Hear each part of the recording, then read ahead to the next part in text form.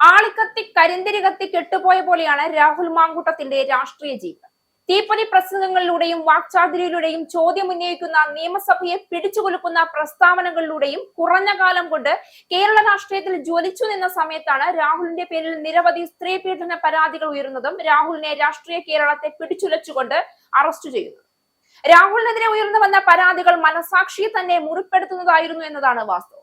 ആദ്യ ബലാത്സംഗ കേസിൽ രാഹുൽ മാങ്കൂട്ടത്തിന് കേരള ഹൈക്കോടതി അനുവദിച്ച മുൻകൂർ ജാമ്യം റദ്ദാക്കണമെന്നാവശ്യപ്പെട്ട് ഇപ്പോൾ പരാതിക്കാരി സുപ്രീം കോടതിയെ സമീപിച്ചു.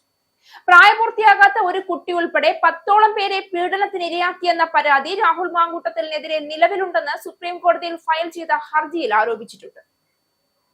യുവതിയെ ബലാത്സംഗം ചെയ്യുകയും നിർബന്ധിച്ച് ഗർഭചിത്രം നടത്തിക്കുകയും ചെയ്തെന്ന കേസിൽ രാഹുൽ മാങ്കൂട്ടത്തിൽ MLA-ക്ക് കേരള ഹൈക്കോടതി മുൻകൂർ ജാമ്യം അനുവദിച്ചിരുന്നു.